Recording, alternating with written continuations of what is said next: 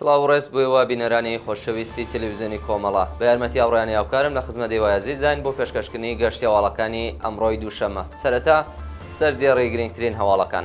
گیان لە دەستانی دوو کرێکار لە شارەکانی ورمێ و سەقز. سووتاندنی دارستانەکانی بانا لەلایەن دوژمنانی ژینگە. دەست بەسەرکردنی دوو پەناخوازی سیاسی لە تورکیا و مەترسی ڕادەستکردنەوەیان بە ئێران. کۆبوونەوەی کرێکارانی ڕەسمی نەوت لە سیری. ناڕەزایەتی خانەنشینکراوانی بانکی مەسکەن لە تاران. ڕووخاندنی خانووی شارۆمەندانی بەلوچ لە چابەهار. نامەی 11 بەندکراوی زیندانی ڕەشت بۆ ئیدانەکردنی سزای ئێعدامی چالاکانی سیاسی و ناڕوونی چارەنووسی ڕەسوڵ بۆ داغی لە زیندانی ڕژیم.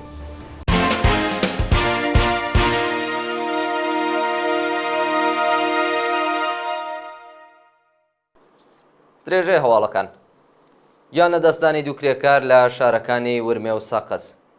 بەیانی ڕۆژی یەکشەممە چواردەی گەلاوێژ دوو کرێکار لە شارەکانی ورمێ و سەقز بەهۆی نەبوونی ئیمەنی شوێنی کار گیانیان لەدەستاوە. بە پێی راپۆرتەکان کرێکارێکی خەڵکی گوندی زیندەشتی سەر بە سەڵماس بە ناوی پەرویز نەقشین لە کاتی کارکردن لەسەر بینایەکی نیوەکارە لە شاری ورمێ بەهۆی بەربوونەوە لە بەرزایی گیانی لەدەستاوە. لە لایەکی دیکەوە کرێکارێکی ئارماتۆربەندی خەڵکی سەقز لە کاتی کارکردندا تووشی بەڕگرتووی بووە و دەست بەجێ گیانی بەخت کردووە. سووتاندنی دارستانەکانی بانا لەلایەن دوژمنانی ژینگە. بە پێی هەواڵی گەیشتوو دوژمنانی ژینگەی کوردستان ڕۆژی یەکشەممە چواردەی گەلاوێژ ئاگریان لە دارستانەکانی دەوروبەری شاری بانە بەرداوە و ژینگە پارێزان سەرقاڵی کوژاندنەوەی ئاگرەکەن. بە پێی ویدیوانەی بەدەستمان گەیشتووە پوش و پاوانی چیای گاکڕ و دارستانەکانی نێوان بڵاسەن مەزرەلان و ئاڵۆتی بانا لەلایەن هەڵپەرستانەوە بە ئەنقەزا گردراوە و ژینگە پارێزان و خەڵکی خۆبەخش سەرقاڵی دامرکاردنەوەی ئاگرەکە بوون. جێگای ئاماژەیە کە هێشتا زانیاریەک لەسەر کۆنتڕۆڵکردنی ئاگرەکە لەبەردەستا نییە. دەست بەسەرکردنی دوو پەناخوازی سیاسی لە تورکیا و مەترسی ڕادەستکردنەوەیان بە ئێران. بێهنام ئاسیایی لەگەڵ هاوسەر و کچەکەی هەروەها زانیار عەزیز نەژاد پەنابەری سیاسی لە تورکیا دەست بەسەر کراون و ئەگەری هەیە ڕادەستی کۆماری ئیسلامی بکرێت. ئەم پەناخوازانە ڕۆژی شەمە سێنزەی گەلاوێژ هاوکات لەگەڵ فاتمە داوەند یەکێک لە دەست بەسەرکراوانی ڕاپەڕینی خەزەڵوەری 98 لە کاتی تێپەڕین لە کەناراوەکانی تورکیاوە بەرەو ئیتالیا دەست بەسەرکراون. شانی باسەکە گەرزانیار عەزیز نەژاد دیپۆرت بکرێتەوە لەلایەن ناوەندە ئەمنیەتی و قەزایەکانی کۆماری ئیسلامیەوە ڕوبەڕووی لێپێچینەوە گرتن ئەشکەنجە و سزای قورس دەبێتەوە. ناوبراو مانگی خەزەڵوەری ساڵی ڕابردووش لەلایەن پۆلیسی تورکیەوە دەست بەسەر و ڕەوانەی کەمپی دیپۆرتیەکان کرابوو. کۆبوونەوەی کرێکارانی ڕەسمی نەوت لە سیری. ڕۆژی یەکشەممە چواردەی گەلاوێژ کرێکارانی ڕەسمی نەوتی شاغڵ لە ناوچەی عەمەلیاتی سیری و سەکۆی نەوتی نەسر دژ بە دۆخی خراپی پیشەیی و مەعیشەتی کۆبوونەتەوە. کرێکارانی ڕەسمی نەوت خوازیاری وەلانانی سەقفی حەقدەست بە کردەوە دەراتنی تەواوی مادەی دەی ئەرک و بەرپرسیارەتی پێرسۆنەلی نەوت وەلانانی ئاستەنگیەکانی بەردەم سەنەواتی خانەنشینی گەڕانەوەی و بڕەپارەیەکە لە ساڵانی ڕابردوو وەکوبات لەسەر حەقدەستەکانیان کەم کراوە وەلانانی جیاوازی دابینکردنی ئیمکاناتی ڕیفاهی و کۆتایی هێنان بە دەستێوەردانەکانی دەوڵات لە سندوقی خانەنشینی کرێکارانی سەنعەتی نەوت بوون. ناڕەزایەتی خانەنشینکراوانی بانکی مەسکەن لە تاران.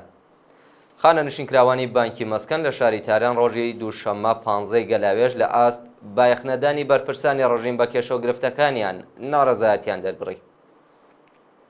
خانەنشینکراوانی بانکی مەسکەن خوازیاری زیادکردنی ئاستی حەقدەست، پێدانی مەزایە دواخراوەکان، دابینی بیمەی دەرمانی کارامە، هاوسانسازی حەقدەست و چاکسازی لە ژیان و مەعیشەتیان بوون. ناڕازیان بە کۆبوونەوە لە بەردەم لەقی ناوەندی بانکی مەسکەن دەست بە بەرپرسانی ئەو بانکە دەوڵەتیە دروشمیان بەرز کردەوە. ڕووخاندنی خانووی شارۆمەندانی بەلوچ لە چابەهار.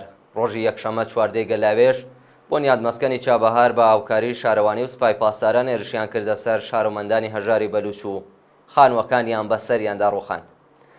بە پێی راپۆرتی حاڵوەش هێزەکانی سوپای پاسداران کاتژمێر 2 بەیانی و بەبێ ئاگادارکردنەوەی پێشوەخت هێرشیان کردوتە سەر شارۆمەندانی بەلیوچی دانیشتووی دەوروبەری چابەهار و خانووەکانیان ڕوخاندووە.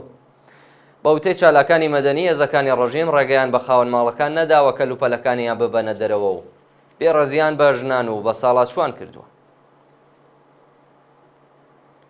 نامەی 11 بەندکراوی زیندانی ڕەشت بۆ ئیدانەکردنی سزای ئەعدامی چالاکانی سیاسی. ڕۆژی یەکشەممە 14 گەلاوێژ 11 بەندکراوی سیاسی زیندانی ڕەشت بە ناوەکانی عیسا چولاندیم، هومان تاهری، ساسان خانزادە، جەمشید عەزیزی، حافز فەڕۆحی، مهدی میرزایی، مەهیار زەڕبەخش، محسن هوشمەند، مەنوچێر فەلاح، محەممەد میری و ئارمان سادقی لە نامەیەکدا خوازیاری هەڵوەشاندنەوەی سزای سێدارەی پەخشان عەزیزی و شەریفە محەممەدی بوون. لە بەشێکی ئەو نامەیەدا بەندکراوانی سیاسی وێڕای ئاماژەپێدان بە کەڵگوەرگرتنی حکوومەت لە ئەمڕازی ئەعدام بۆ تۆقاندنی کۆمەڵگا سزای سێداریان بە حکومێکی کۆنەپەرستانەی سەدەی ناوەڕات زانی کە تاوانبار ڕوبەڕۆی ئاکامی تاوانەکەی نەکات و دەرفەتی پێداچوونەوەش بە دەستگای قەزایی نادات. بەندکراوانی سیاسی زیندانی لاکانی ڕەشت سەرەڕای مەحکومکردنی حکمی ئەعدامی شەریفە محەممەدی و پەخشان عەزیزی خوازیاری ئازادی بەندکراوانی سیاسی بوون و ڕایانگەیاند کە پەیوەست بە کارزاری سێ شەمانەی نا بۆ ئێعدام دەبن. ناڕوونی چارەنووسی ڕەسوڵ بۆ داغی لە زیندانی ڕژیم. بە پێی راپۆرتی شۆڕای هاواهەنگی ڕێکخراوە سنفیەکانی فەرەنگیانی ئێران ماوەی 9 ڕۆژە هیچ زانیاریەک لەسەر تەندروستی ڕەسوڵ بۆ داغی لە بەردەستدا نییە.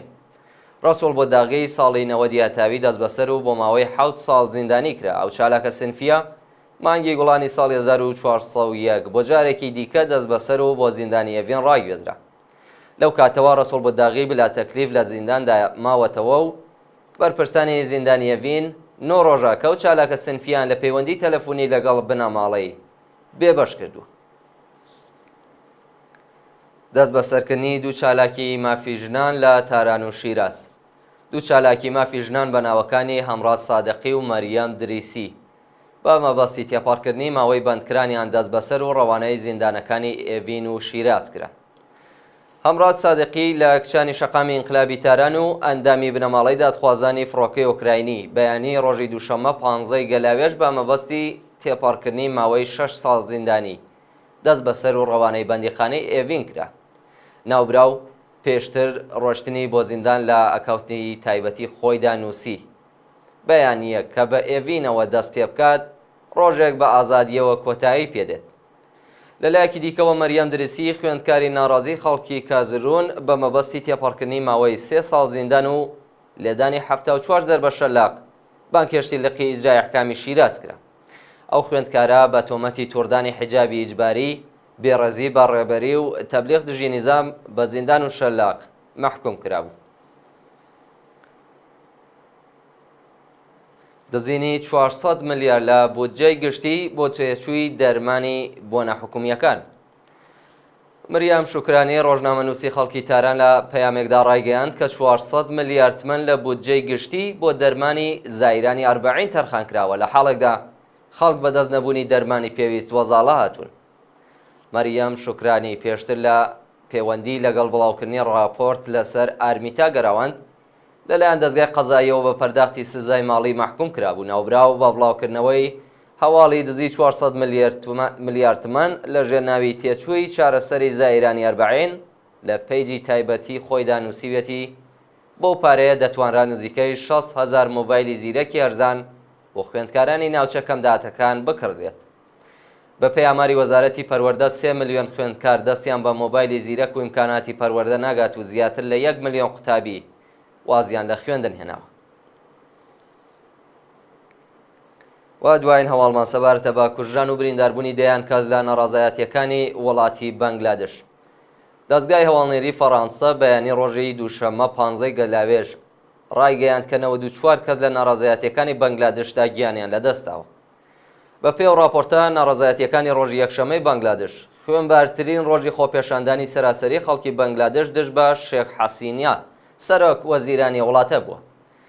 بە پێی زانیاریەکان خۆپێشاندەران خوازیاری دەست لە کارکێشانەوەی سەرۆک وەزیران بوون و شێخ حەسینە لە گروپە تونداژۆ مەسەبیەکان بۆ سەرکوتی ناڕازیان کەڵکی وەرگرتووە. بەڵێ بینەرانی خۆشەویست گەشتی هەواڵەکانتان پێشکەش کرا. کات و ساتێکی خۆش بۆ هەموو لایەک.